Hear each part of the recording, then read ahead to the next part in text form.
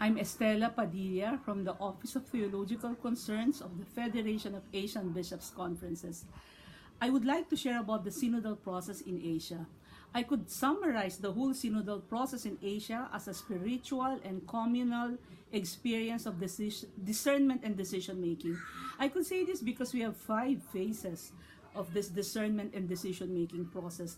The first phase was the holding of the FABC 50 General Assembly last October 2022, supposedly 2020, but we were pushed back by the pandemic.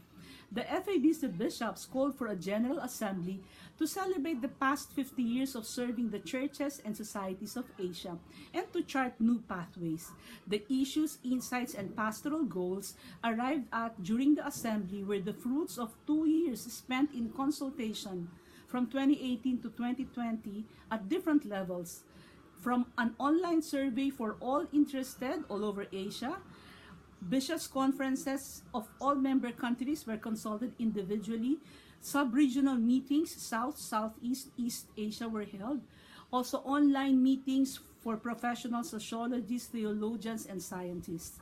The assembly itself was energized by prayerful experiences, from the contextual and enculturated morning liturgies led by different countries to the Eucharistic celebrations and many periods of silence throughout the 3-week gathering. The second phase of communal discernment would be the country reflections on the document for the Continental Synod.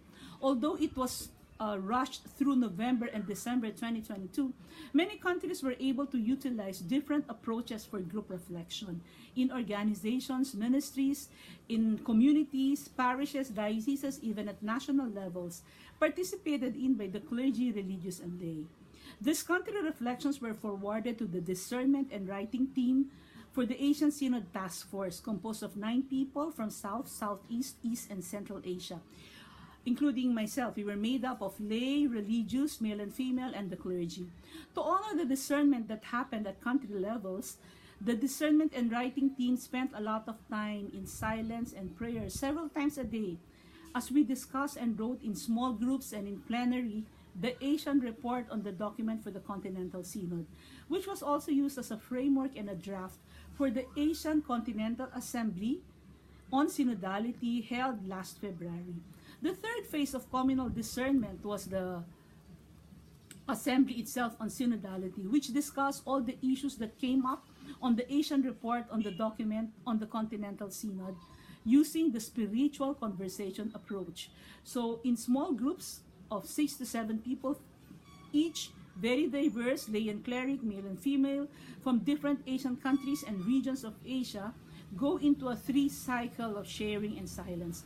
The first round will be, we call it taking the center stage. Each one can share about his or her personal opinion on a given issue or topic. After that is a 2-minute silence.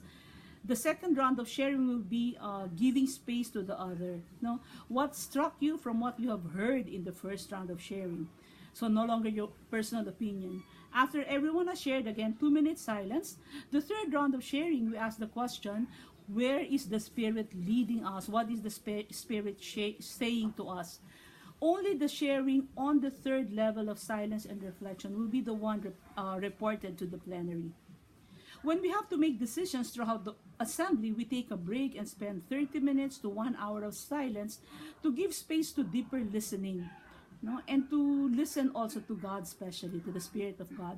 The fourth phase was again the discernment that happened every night and 2 days after the assembly on synodality, as the writing team worked on all the additional inputs and insights from the small group discussions and discernment into the main report.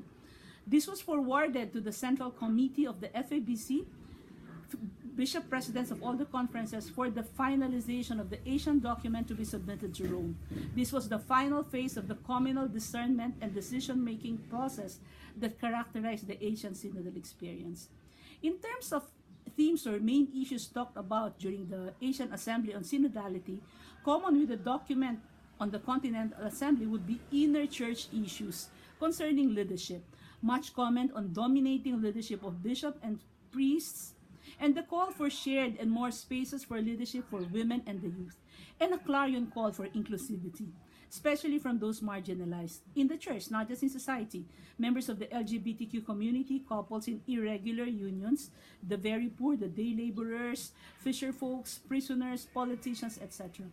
But the Asian Assembly on Synodality gave more focus on mission areas, the call to be peace builders and bridges in the midst of conflicts and violence happening in Asian societies, the care for our common home, the interreligious living, especially when you're only 3% of the entire population of Asian societies, especially interfaith and marriages are becoming the trend in Asia. The uplifting of the poor in Asia, especially the conditions of refugees, migrants, indigenous peoples. The Asian Synodal process, in spite of all its challenges, including doubts in the process and cynicism in its outcome, brought forth a deep love for the Church and a burning hope for its renewal and continued relevance in Asian societies. Thank you very much.